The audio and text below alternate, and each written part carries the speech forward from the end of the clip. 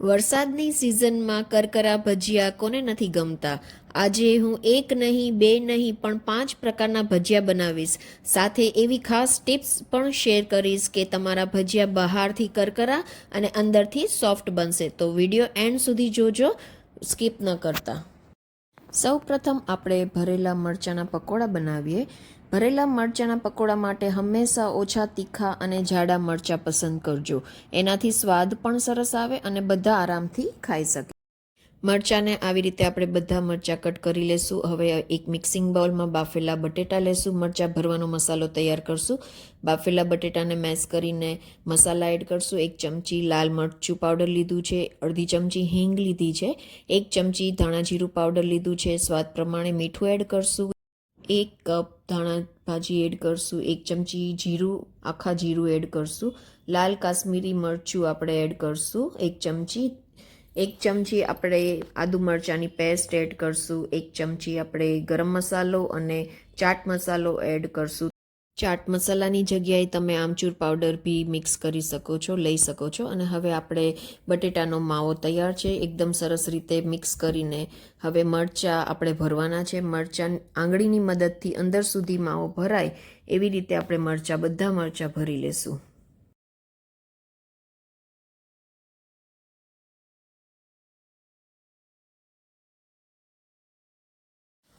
આપણે હવે બધા મરચાં ભરાઈ ગયા છે અને હવે મરચાંનું આપણે બેટર તૈયાર કરવાનું છે. એક મિક્સિંગ બાઉલમાં મેં ચણાનો લોટ લીધો છે. બેસન લેવાનું. ચણાનો ઘરનો લોટ દળાવેલો કરતાં બેસ્ટ છે આપણે બેસન લેવાનું. બેસનથી ભજીયા બહુ સારા બને છે. 2 કપ જેવું મેં બેસન લીધું છે. 1 ચમચી આપણે હિંગ લેશું, 1 ચમચી અજમો લેશું, અડધી ચમચી હળદર, ધાણા ભાજી લેશું અને મીઠું એડ કરીને આપણે મિક્સ કરી દેશું. થોડું થોડું પાણી એડ કરતા જશું અને બેટર બનાવવાનું છે. બેટર ઢીલું ન હોવું જોઈએ કે ન જાડું હોવું જોઈએ. જો તમે જોઈ શકો છો આવી રીતે બેટર હોવું જોઈએ. થોડું જાડું લાગે છે તો આપણે પાણી થોડું એડ કરશું અને એકદમ નોર્મલ કન્સિસ્ટન્સી રાખવાની છે. જો આવી રીતે રાખવાનું છે બેટર આપણું. બસ હવે આપણું બેટર તૈયાર છે અને બેટરને હવે સાઈડમાં 10 મિનિટ માટે રાખીને પછી આપણે ભજીયા બનાવવાનું છે. હવે મરચાં આપણે બેટરમાં ડીપ કરીને આવી રીતે આખું કોટિંગ સરસ થઈ જાય એટલે ગરમ તેલમાં આપણે ભજીયા તળવાના છે. અને ફૂલ ગરમ તેલ હોવું જોઈએ. અને પછી જ્યારે તળતી વખતે આપણે ગેસની ફ્લેમ મીડિયમ ટુ સ્લો રાખવાની છે. મરચાંના પકોડા આપણે તળાઈ ગયા છે અને હવે આપણા મરચાંના પકોડા લીલી ચટણી અને લાલ ચટણી સાથે સર્વ કરશો તો વરસાદની મજા ઓર વધારે બમણી થઈ જશે. અને સાથે સાથે ચા. તો આ આપણા છે મરચાં ભરેલાના પકોડા તૈયાર છે. હવે આપણે બીજા પ્રકારના પકોડા, ડુંગળીના લચ્છા પકોડા તમે અહીંયા જોશો. તો હવે અહીંયા મેં બધી ડુંગળીમાં છાલ કાઢીને ધોઈને સાફ કરી લીધી છે. ડુંગળી જો આપણે આવી રીતે કટ કરવાની છે. ડુંગળી આખામાંથી વચ્ચે આપણે કટ કરશું. આવી રીતે કટ નથી કરવાની. સાઈડમાંથી આપણે એકદમ પાતળા લચ્છા બને એવી રીતે આપણે ડુંગળીને કટ કરશું. તમને અહીં બધા પકોડામાં ન્યૂ વર્ઝન જોવા મળશે. બધા પકોડામાં અલગ અલગ રીતથી તમને બધું જોવા મળશે. તો વિડીયોને એન્ડ સુધી જોજો. જો આપણા ડુંગળીના બધા લચ્છા કટ થઈ ગયા છે અને હાથની મદદથી આપણે છૂટા પાડી દઈશું બધા લચ્છા.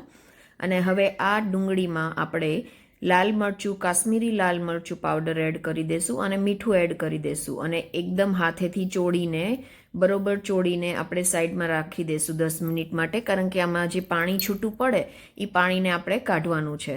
તો આપણા જે લચ્છા પકોડા છે ડુંગળીના એ એકદમ ક્રિસ્પી બને. જુઓ મેં પાણી અહીંયા કાઢી લીધું છે. 10 મિનિટ થઈ ગઈ છે. અને હવે આ આપણે ડુંગળીમાં લીલા મરચાં એડ કરી દઈશું. ધાણા ભાજી 1 કપ જેવી ધાણા ભાજી એડ કરી દઈશું. હિંગ 1 ચમચી હિંગ એડ કરી છે. ધાણા જીરું પાવડર એડ કરશું. તમે જ્યારે લચ્છા પ્યાઝ પકોડા બનાવો ત્યારે આ સિક્રેટ અંદર એડ જરૂર કરજો. આ ચોખાના લોટ છે. ચોખાનો લોટ એડ કરવાથી આપણા પકોડા એકદમ ક્રિસ્પી અને અંદરથી સોફ્ટ બને છે. તો ચોખાનો લોટ મેં 2 ચમચી એડ કર્યો છે અને થોડી વાર પછી આપણે ચણાનો લોટ એડ કરશું અને ધીરે ધીરે મિક્સ કરતું જવાનું છે. લોટ એડ કરતા જશું, બંને લોટ એડ કરતા જશું અને મિક્સ કરતા જશું. પછી થોડું થોડું પાણી એડ કરવાનું છે. વધારે આપણે પાણી બેટર નથી બનાવવાનું. પાણી વધારે એડ નહીં કરીએ. થોડું થોડું પાણી લઈને આપણે એડ કરતા જશું, મિક્સ કરતા જશું. જો આપણે ડુંગળીના લચ્છા પકોડા આવી રીતે મસાલો બનાવવાનો છે ડુંગળીનો, અને જો આવી રીતે બેટર બનાવવાનું છે. અને હવે આપણે ગરમ તેલમાં તળવાનું છે. મીડિયમ ફ્લેમ ઉપર આપણે તળશું. અને જો આપણા હાથમાં આવી રીતે આવે, છૂટા લચ્છા જેવું લાગે અને તેલમાં ઇઝીલી પડે, એવી રીતે આપણે રેડી કરશું. હવે એક બાઉલમાં આપણે લઈ લેશું અને હવે તેલમાં તળવાનું છે. મીડિયમ ફ્લેમ રાખશું આપણે, જેથી કરીને આપણા પકોડા બળી ન જાય, ઉપરથી ડાર્ક કલર અને અંદરથી કાચા રહે એવી રીતે આપણે ન થાય એનું ધ્યાન રાખવું. તો મીડિયમ ફ્લેમ ઉપર જ આપણા બધા પકોડા આપણે તળી લેશું. જો દેખાવમાં જ કેવા સરસ લાગે છે આપણા લચ્છા પકોડા ડુંગળીના. અને હવે આપણા ડુંગળીના પકોડા તળાઈ ગયા છે, ક્રિસ્પી જેવા દેખાઈ રહ્યા છે. અને હવે સર્વ કરશું. ડુંગળીના પકોડા ચા જોડે સરસ લાગે છે અને લીલી ચટણી, લાલ ચટણી જોડે આપણે સર્વ કરશું. તો આ છે આપણા ડુંગળીના લચ્છા પકોડા તૈયાર છે. તમે આ ઘરે એકવાર જરૂર ટ્રાય કરજો અને મને કમેન્ટમાં જણાવજો તમને કેવું લાગ્યું.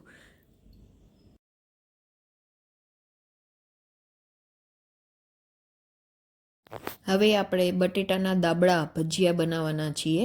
બટેટાના દાબડા ભજીયા બનાવવા માટે બટેટાના ટુકડા બહુ જાડા કે બહુ પાતળા ન કાપવા. મધ્યમ જાડા રાખશો તો અંદર સુધી સરખા ચડી જશે.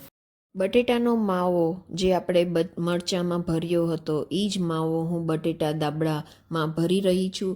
આવી રીતે 2 ચિપ્સ વચ્ચે આપણે બટેટાનો માવો મસાલો ભરી લેશું અને બંને એકબીજાથી આવી રીતે ચિપકાવી દેશું.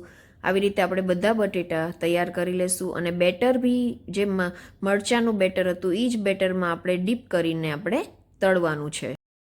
બેટર બટેટા ઉપર સરખી રીતે ચઢી જાય એવું જાડું રાખવું, અને બહુ પાતળું બેટર હશે તો કોટિંગ બરોબર નહીં થાય. એટલે આપણે એ રીતે ધ્યાન રાખવું. અને હવે ધીરે ધીરે મીડિયમ ફ્લેમ ઉપર આપણે બટેટાના ભજીયાને તળવાના છે, જેથી કરીને બહારથી સરસ કરકરા અને અંદરથી બટેટા એકદમ સરસ કૂક થઈ જાય, ચડી જાય. એવી રીતે આપણે બટેટાના ભજીયાને તળવાના છે. અને તેલ ગરમ હશે તો જ તમારા બટેટા એકદમ ડ્રાય જેવા લાગશે, નક્કર પછી તમારા બટેટાના ભજીયા તેલ પી જશે. હવે આપણે સર્વ કરી લેશું પ્લેટમાં. બટેટાના ભજીયા આપણા તૈયાર છે એકદમ સરસ રીતે, જો તમે જોઈ શકો છો. હવે મેથીના પકોડા બનાવવાના છીએ. એના માટે આપણે સ્પેશિયલ એનો સિક્રેટ મસાલો તૈયાર કરીએ. પહેલાં 1 ચમચી ભરીને મેં આખા ધાણા લીધા છે, 1 ચમચી જેવા મરી લીધા છે અને બંનેને સારી રીતે અધકચરા જેવા કૂટી લેશું. હવે એક મિક્સિંગ બાઉલમાં 1.5 કપ જેવું ચણાનો લોટ મેં લીધો છે. અને ચણાના લોટમાં આપણે હવે 1 કપ મેથીની ભાજી એડ કરવાની છે. મેથીની ભાજી જેટલો લોટ છે એનાથી થોડી મેથીની ભાજી એડ કરજો. જો વધારે મેથીની ભાજી એડ કરશો તો તમારું જે બેટર છે મેથીના ગોટામાં વધારે તેલ લાગશે. એટલે એ વાતનું તમે ખાસ ધ્યાન રાખજો. હવે આપણે મરચાં મેં ચોપરમાં ચોપ કરી લીધા છે, લીલા મરચાં એડ કરી દઈશું. 1 કપ ધાણા ભાજી એડ કરશું. 1 ચમચી ભરીને હિંગ એડ કરવાની છે. અજમો 1 ચમચી ભરીને અજમો એડ કરી દઈશું. મીઠું સ્વાદ પ્રમાણે મીઠું એડ કરી દઈશું આપણે. અને જે આપણે કૂટેલો મસાલો તૈયાર કર્યો છે, આખા ધાણા અને મરી, તો એ કૂટેલા એ આપણે એડ કરી દઈશું. અને શેકેલું જીરું પાવડર 1 ચમચી જેવું એડ કર્યું છે મેં. 1/2 ચમચી જેવી હળદર એડ કરશું. અને 1 મીડિયમ સાઇઝનો આદુનો ટુકડો ક્રશ કરી લેશું. થોડું પાણી એડ કરીને આપણે બેટર તૈયાર કરવાનું છે. બેટરને એકદમ ઢીલું નથી કરવાનું, ધીરે ધીરે પાણી એડ કરતા જશું અને આપણે બેટર તૈયાર કરવાનું છે. પાણી એક સાથે ક્યારેય એડ ન કરતા, નકર પાણી વધી જશે, તમારું બેટર બગડી જશે. જો હજી લાગે છે થોડું પાણી ઓછું છે તો આપણે પાણી એડ કરશું. અને જો તમે જોઈ શકો છો આવી રીતે આપણે તેલમાં ગોટા પાડી શકીએ એવી રીતે આપણે રેડી કરશું. હવે 1/2 ચમચી સોડા, આપણે મીઠા સોડા જે આવે ખાવાના સોડા, એ એડ કરી દઈશું 1/2 ચમચી જેવું. અને ગરમ તેલ આપણે એડ કરશું. ગરમ તેલ એડ કરવાથી પોચા સરસ મજાના આપણા ગોટા તૈયાર થાય છે. અને હવે ગરમ તેલમાં આપણે ગોટા ધીરે ધીરે પાડવાના છે. મીડિયમ ફ્લેમ રાખશું. તેલ પહેલાં ગરમ હોવું જોઈએ, પણ જ્યારે આપણે ભજીયા ગોટા અંદર તેલમાં પાડીએ એટલે ગેસ એકદમ સ્લો કરી લેવાનો અને ધીમે ધીમે પલટાવતા જશું, આગળ પાછળ ઉપર નીચે કરતા જશું. તો આપણા ગોટા એકદમ એક સરખા જેવા તળાઈ જાય અને અંદર બી સરસ ચડી જાય. હવે આપણા ગોટા તૈયાર છે અને એક પ્લેટમાં કાઢી લેશું અને હવે સર્વ કરશું. ગોટાને પણ આપણે લીલી ચટણી, લાલ ચટણી જોડે સર્વ કરશું અને અંદરથી ઉપર કરકરા અને અંદરથી એકદમ સરસ મજાના પોચા બન્યા છે. તો આપણા મેથીના ગોટા તૈયાર છે. હવે આપણે સિંધી પકોડા, સના પકોડા બનાવશું, એકદમ અલગ રીતે બનાવશું. હવે 1 કપ ભરીને મેં અહીંયા પાલક લીધી છે, ધોઈને સાફ કરી લીધી છે અને મોટી સાઇઝની ડુંગળી મેં લચ્છામાં આવી રીતે પાતળા લચ્છા કટ કરી લીધી છે અને મિક્સ કરી દેશું. સાથે સાથે થોડી ધાણા ભાજી એડ કરશું, 1 ચમચી હિંગ એડ કરશું, અડધી ચમચી હળદર એડ કરી દેશું, 1 ચમચી લાલ મરચું પાવડર એડ કરી દેશું, 1 ચમચી ધાણા જીરું પાવડર, 1 ચમચી જીરું, 1 ચમચી ભરીને આપણે અજમો એડ કરશું અને આમાં પણ આપણે 2 ચમચી જેવું ચોખાનો લોટ એડ કરશું.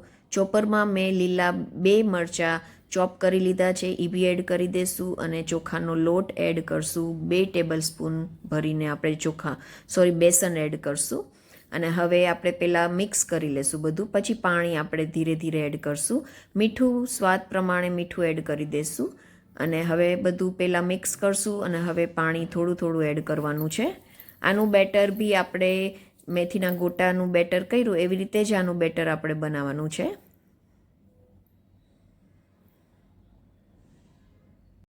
આપણા સના પકોડાનું બેટર તૈયાર છે, એકદમ બરોબર છે. 10 મિનિટ માટે રાખી દઈશું રેસ્ટ કરવા માટે અને પછી તળતી વખતે આપણે બેટરમાં અડધી ચમચી ખાવાનો સોડા એડ કરશું અને ગરમ તેલ સોડા ઉપર એડ કરી દઈશું અને આપણા પકોડા બહુ સરસ કરકરા બને, કારણ કે આમાં આપણે ચોખાનો લોટ એડ કર્યો છે.